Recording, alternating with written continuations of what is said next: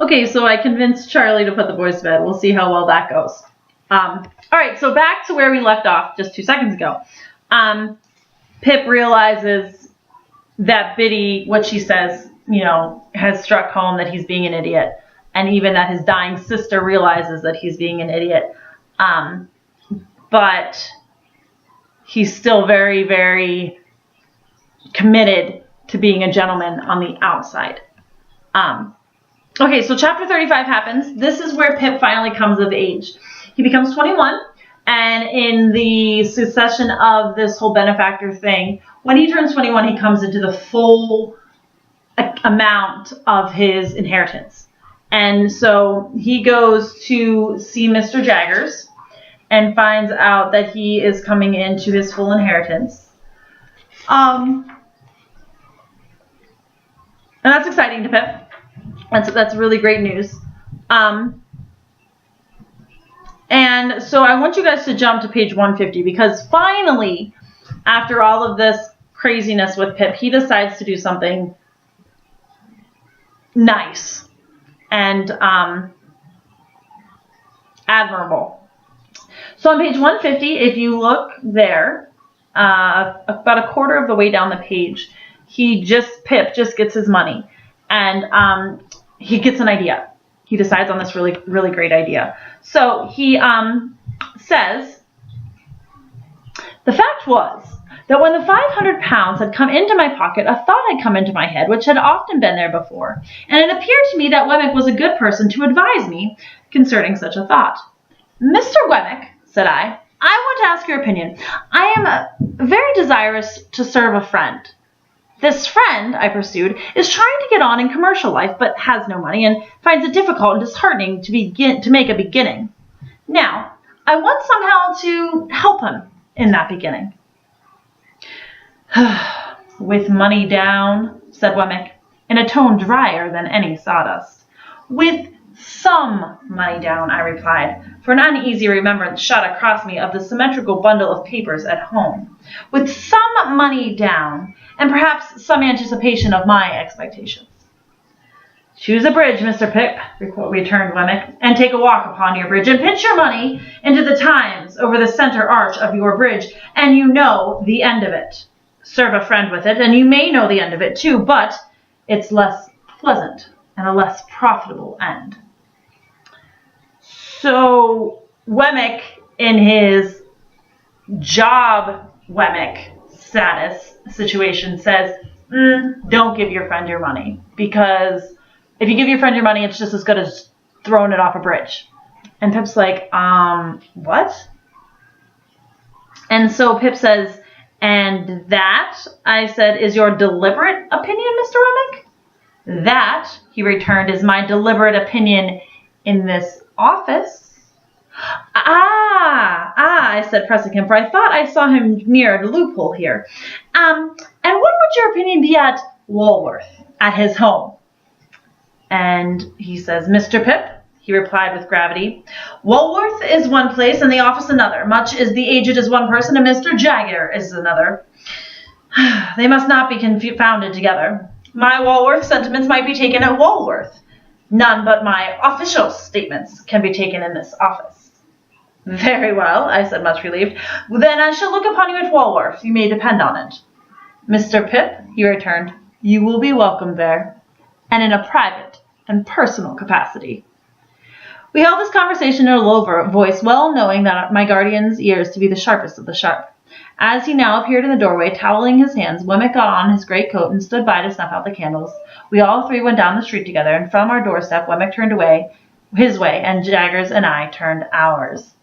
So essentially, Wemmick's like, come to me at my house, and I'll have a whole different opinion. But here at the office, I have to have my office opinion, and that says, don't share your money. But come to my house, and I'll have a different opinion. So he does. And Pip tries to explain to Wemmick his plan. And this is Pip's plan. In chapter 36, Pip decides that he is going to help out Herbert. Herbert wants to be a part of the shipping company. He wants to have a share in a shipping company, and he wants to rise up in the shipping company's ranks to become kind of like an owner almost. And Pip knows that he can't get into the shipping company unless he had money. So Pip's decided that he's going to pay off. He's going to go to the owner of the shipping company and say, listen, here's a whole bunch of money. Will you please hire my friend Herbert? And I'll continue to give you money as he works himself up in the company. So keep him on, and I'll give you money, and maybe you can give him another step up. And I'll give you more, and then you can get another step up. And so Pip's essentially trying to get him in the door. The good news is that Pip doesn't take into consideration the fact that Herbert is a really, really hard worker. And once Herbert gets in the door, it's not going to be hard for Herbert to rise up in the standings of the company anyway. But that is their general plan.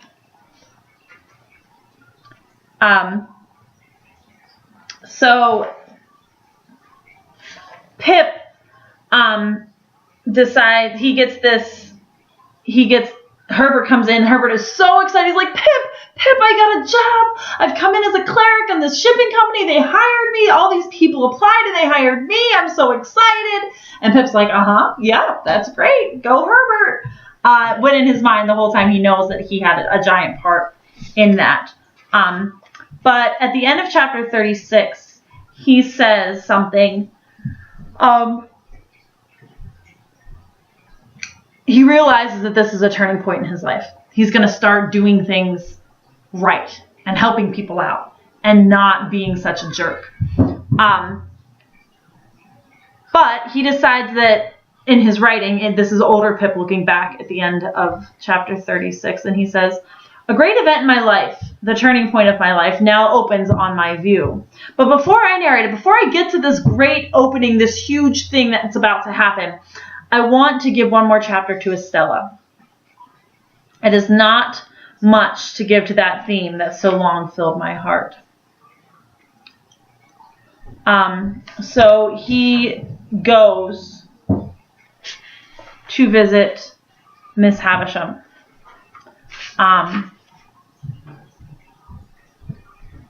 And when he is at Miss Havisham's house,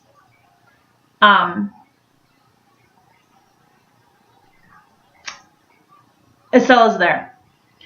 And Estella is yet again her very cross, very dry, very unemotional self. And on page 156, I'm going to read a little bit here just to kind of hear her interactions with Miss Havisham. And as at the beginning of the page on 156, it says, it happened on this occasion of the visit that some sharp words arose between Estella and Miss Havisham, and it was the first time I had ever seen them opposed. We were seated by the fire, and Miss Havisham still had Estella's arm drawn through her own, and still clutched Estella's hand in her own, when Estella gradually began to attach herself. What? Said Miss Havisham, flashing her eyes upon you. Are you tired of me? Only a little tired of myself, replied Estella, moving toward the fire. Speak the truth, you ingrate, replied Miss Havisham, passionately striking her stick upon the floor. You're tired of me. Estella looked at her with perfect composure and again looked at the fire. Her graceful figure and her beautiful face expressed a self-possessed indifference to the wild heat of the other that was almost cruel. You stock and stone, exclaimed Miss Havisham. You cold, cold heart. What? Said Estella. Do you reproach me for being cold? You? Are you not? Was the fierce retort. You should know, said Estella. I am what you have made me. Ha! Look at her! Look at her! Cried Miss Havisham bitterly. Look at her, so hard and thankless on the hearth where she was reared. You've been very good to me, said Estella, and I owe everything to you. What would you have? Love, replied the other. Will you have it? I have not, said Miss Havisham. Mother by adoption, retorted Estella. I have said that I owe everything to you, and all that I possess is freely yours. All that you have given me is yours to command, to have again, but beyond that I have nothing. And if you ask me to give you what you never gave me, by gratitude and duty, cannot do the impossibilities. Did I never give her love? Cried Miss Havisham, turning wildly at me. Let her call me mad. Why should I call you mad? Returned Estella. I of all people. Does anyone who knows what the set purposes you have half as well as I who have sat at this hearth on this little stool, and who have even now beside you there, learning your lessons and looking up into your face. And she goes on to talk about how Miss Havisham never taught her to love, never gave her love, so how could she love Miss Havisham in return? And the chapter then jumps a little bit to where Miss Havisham asks Pip to take Estella to a party. And so Pip and Estella go back to London, and he takes her to a party. And who is there but Bentley Drummle, the other student. And as it turns out, Estella starts flirting with Drummle. Pip does not like Drummle.